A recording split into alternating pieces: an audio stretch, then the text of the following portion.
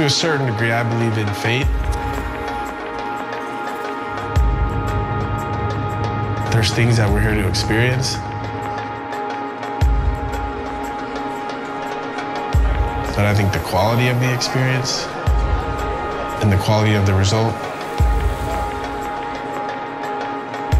that's free will, that's up to us.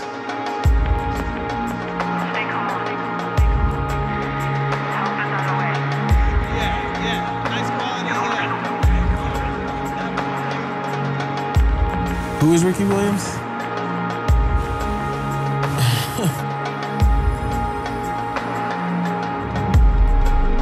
I like the question of who is Ricky Williams much better than the answer.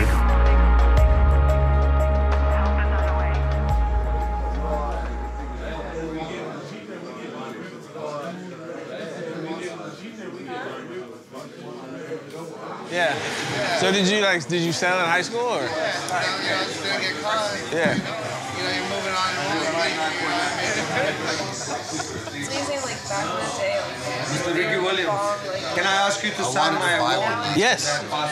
I'd be honored to sign your wall. I have the headshot. The headshot has a lot more space for their shit.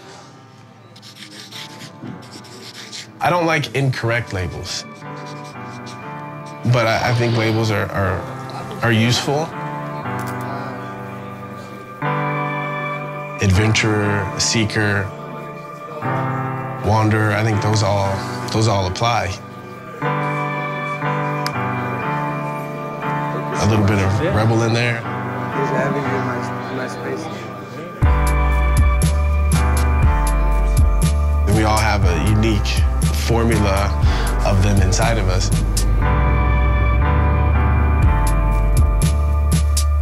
In 2004, when I retired, I went on a voyage, a trip, ended up in Australia at a campground. And people just were conversation, just handing books. Got an interest in reading, and it really opened my mind, and I started to find parts of myself that existed that I didn't know existed.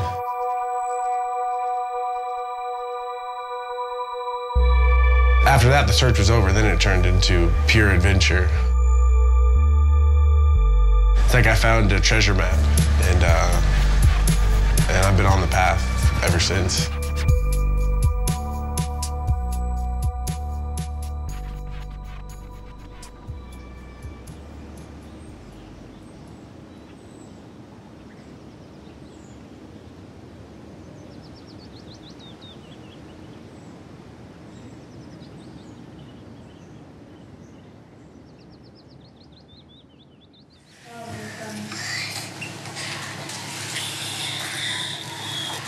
You collect some things. I think you could say that.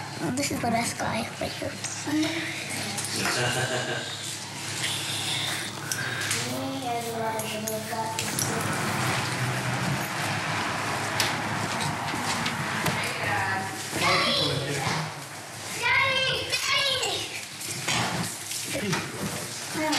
Yeah, I'm in school. Yeah, he's in school.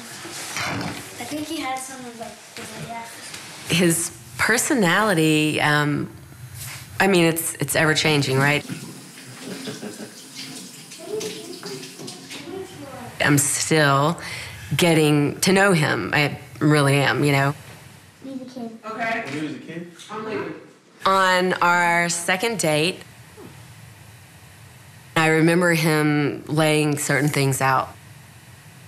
One, most of my friends are females. Two, I love to travel, and I will never want to travel with you. Yeah, I mean, he doesn't have an attachment to material things, but he also doesn't have an attachment to people, you know? I mean, whether it's me or his mom, his sisters, the kids, a lot of times our kids don't even notice that he's gone, which is, you know, not necessarily good or bad, but that's really how it is.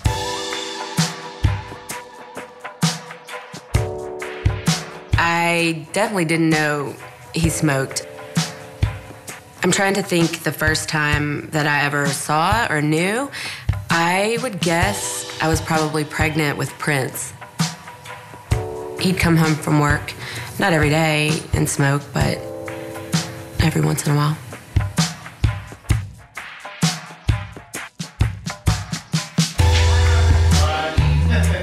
I was drafted by the Saints and I went to New Orleans, and I was a jock, I was an athlete, so smoking wasn't a big part of my life. It wasn't until my second year in New Orleans. My best friend in college, he lived with me. And it started to become like a daily ritual, something that we did after practice. And it did coincide with an injury. I fractured one of my ribs against the Rams that year, and it didn't seem like any medication that I took helped.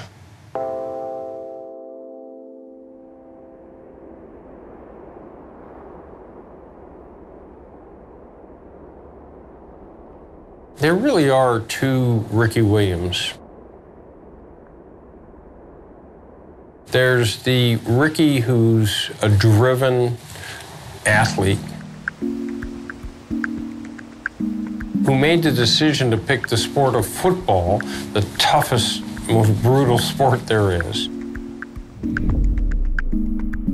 who picked the position of running back where there's immense physical contact, who chose the University of Texas to go to, which is a very traditional school,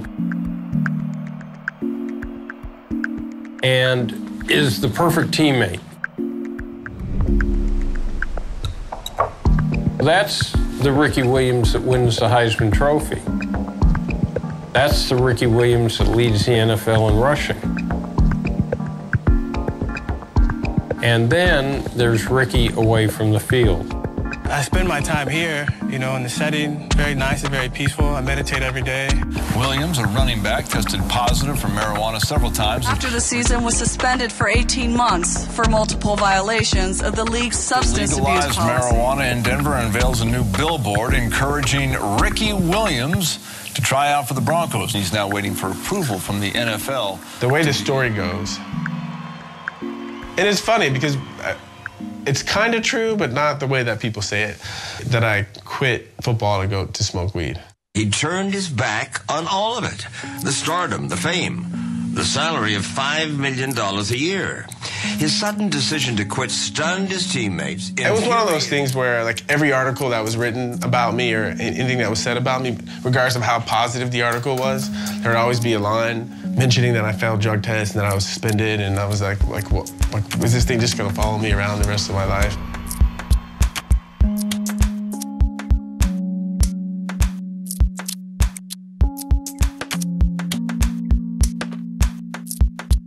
I think I might have the world record for most times drug tested. At least 500 drug tests. When the drug testers would come, some of them were like family.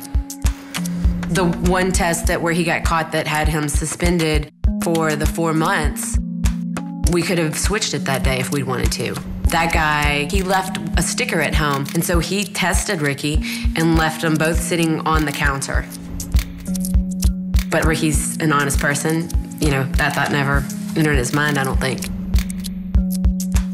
They can think what they want. You can think what you want about smoking. You can think what you want about dreadlocks or, blunts and bongs. I just saw a person that wanted to play football so bad and couldn't because there were so many people keeping him from being focused on doing that job. He struggled with what they called social anxiety disorder, and that wasn't the Ricky Williams I knew. Being drafted that young and getting all that money is very difficult to deal with. With that comes a lot of pressure. When I went to college, I had no intentions of playing in the NFL, none. But I was so successful, it was the next natural choice, and I didn't ask myself, is this really what I want to do? I assumed that this is what I should do. He was someone who turned to marijuana to deal with his own pain. It was difficult at the time, but looking back, I'm appreciative of it because it was the first step to letting go of the image and starting to find more of who I was underneath the image.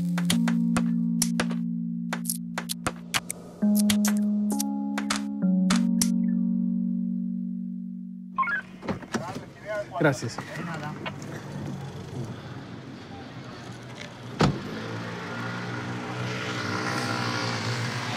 Real wow is when you start trying phytocannabinoids that are free of terpenes like pure THC-A or pure CBD-A, and then you take that and modulate it with a single hit of the terpene. It sort of creates a different direction of whether it's the recreational or the medicinal values that you're looking for from that particular substance. Imagine a medicine that side effect is euphoria. Yeah. That people actually take it not for anything, just for the side effect. Yeah. To me, that's, I mean, we gotta get rid of this insane prohibition-based mindset that says that feeling euphoria is a bad thing. Yeah. It's not a bad thing. It's okay if your medicine feels good. Yeah. It's okay if your medicine feels good. You know, that's a shirt right there. I like it. Yeah.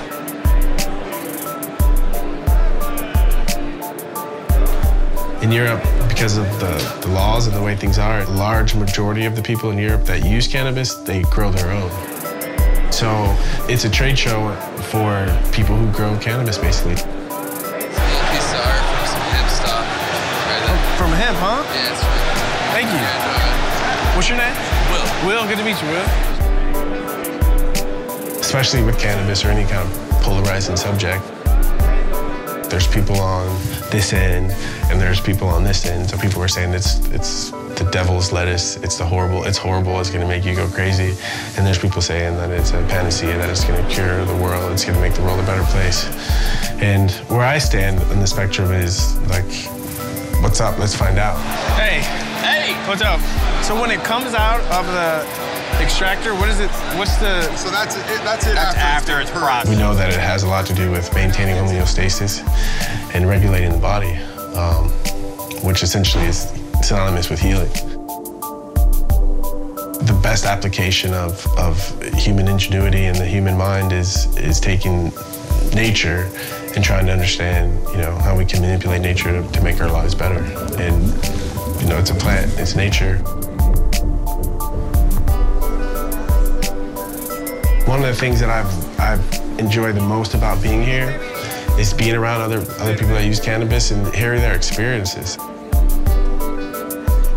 I think when you're in a world where no one talks about it, no one admits it, you feel like you're all by yourself and you have your experiences just in your little box. Just interested in so many different things, and most football players are only interested in football. Just so you know, when you got suspended, your jersey got like sold out everywhere because all the fucking real hotheads wanted to support it, and I got a jersey. I still rock it. I appreciate it, Just man. so you know. Thank you. I was fucking with you for a minute. I felt like an outcast, and I felt like a black sheep my whole life, and to be around people where I don't feel like that, it's like, thank God, like finally.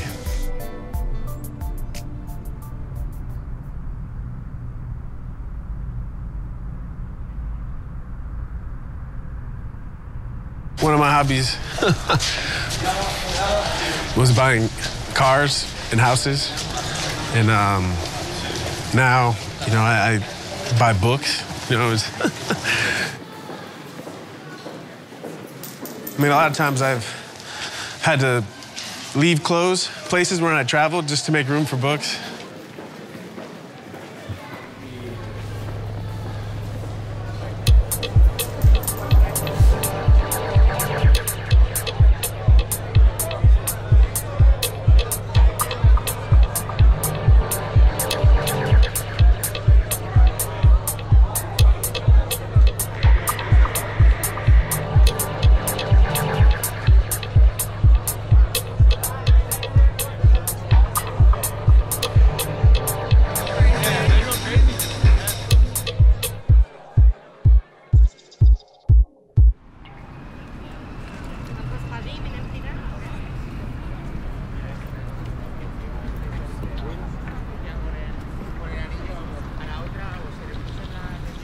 I think one of the archetypes that I embody is the visionary. The great part about being a visionary is you help society move in a direction, but I think the negative part is you tend to be ahead of your time, and so it's rough. Rewards don't come until the future.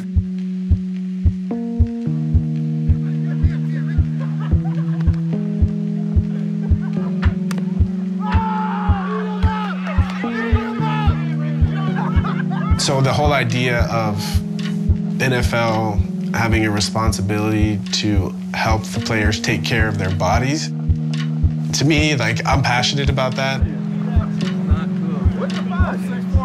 I'm not sure that fans have a real sense of the pain and suffering that players endure on a weekly basis. It's like a traffic accident on every play.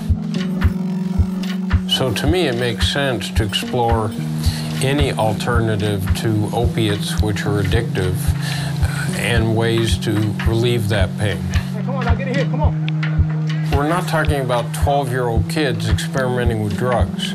We're talking about committed, self-disciplined professionals who are looking for some relief.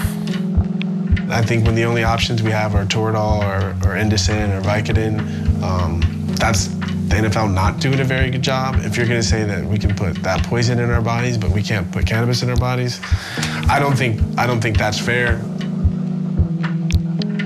Having the freedom to choose your medicine is important. What we've experienced with these pharmaceuticals plays on our TV every day. In the United States, nearly 30,000 deaths a year can be attributed to opioids like OxyContin. I am here today to draw attention to the opioid epidemic. We acknowledge now in this country it is an epidemic, but what do we do? So why is it so easy to get hooked? I know that Junior would be here, Dave Duerson would be here, Andre Waters, Justin Strelzik. Every one of those guys would be here today had they understood what cannabis could do for them, because cannabis resolves this brain issue. I know that personally. It's happened to me. I don't have these problems that I had before.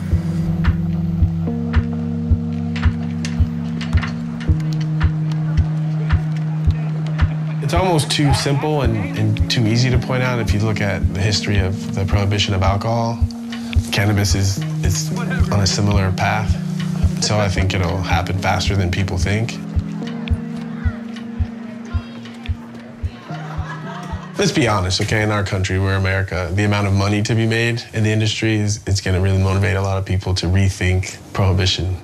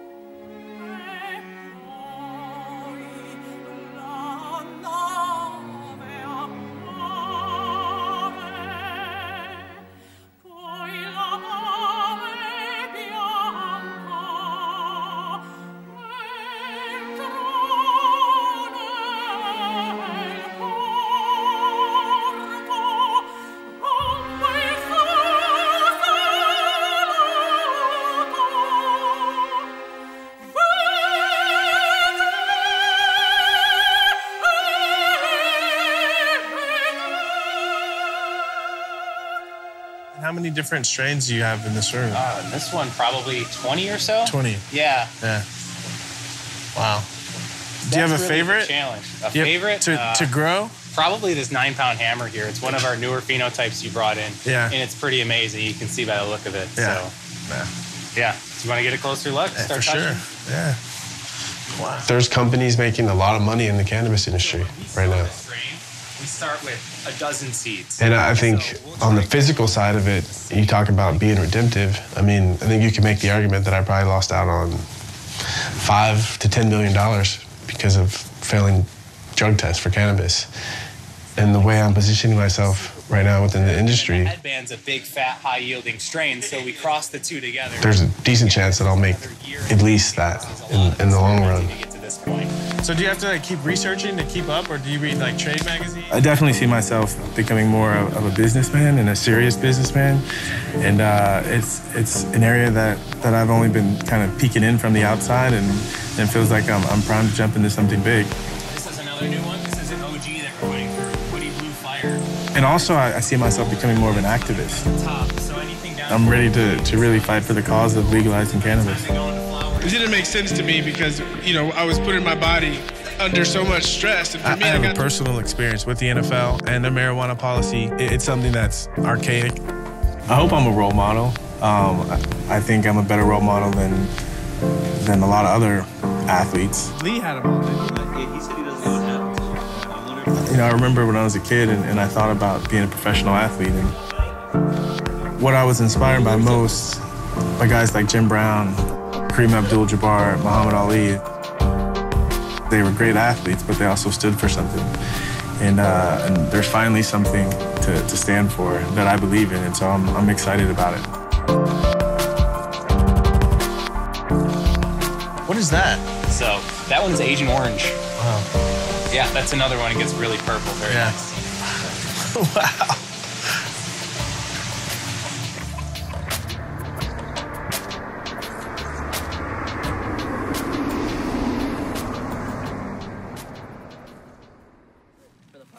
Okay. What's this? Empty. Okay. What is this for? So you hold this. Medium. What is this for? Hold this. No. He has a robot. He has a robot mask. When they ask, What is this basis? I mean, one of the things that I promised myself that I'd be honest with my kids, and you know, the ones that are old enough, when we talk, I say, listen, I'm not going to be like the ideal, perfect dad. Following directions, or you just freestyle? I'm following directions. I did it one time. I can do it again. You've done this before? But I'm going to be myself, and I'm always going to be here for you, and you're always going to know where I stand.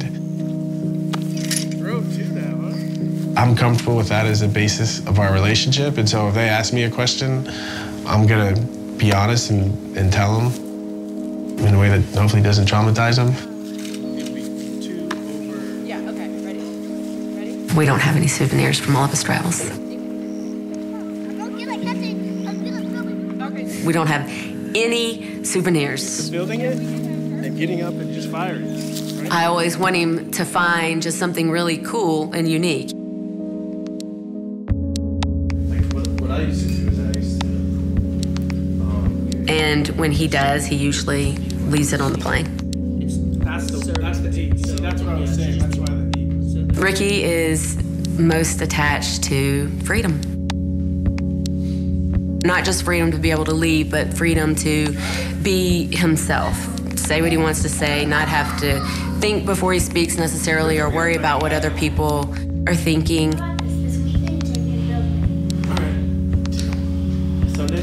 Kids are understanding. They don't understand social conventions as much as adults do, and so they tend not to hold me to the same standards as other people do. It's really more like a frame of mind that's just... Run, let's just go rifle. It's just Ricky.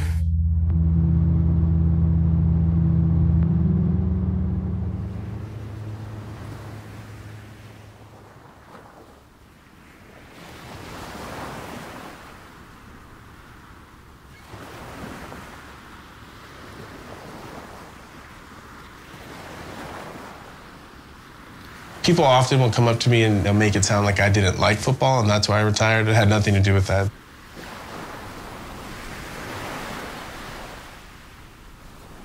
I didn't like the outside stuff. At the end of the day, I look back and I'm grateful because of what I've been able to do with my life and how I've been able to transform myself through the process. But it's not always fun or comfortable to do it in the public eye.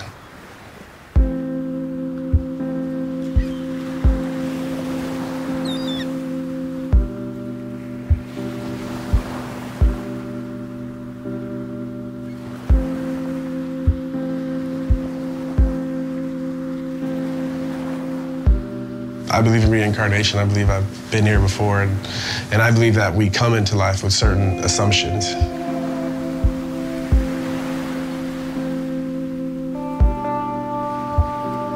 By believing those assumptions and coming to those conclusions, we create a life that doesn't feel good all the time.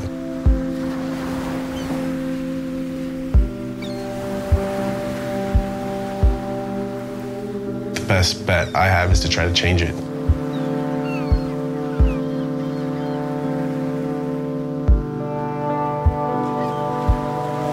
I'm just gonna be myself.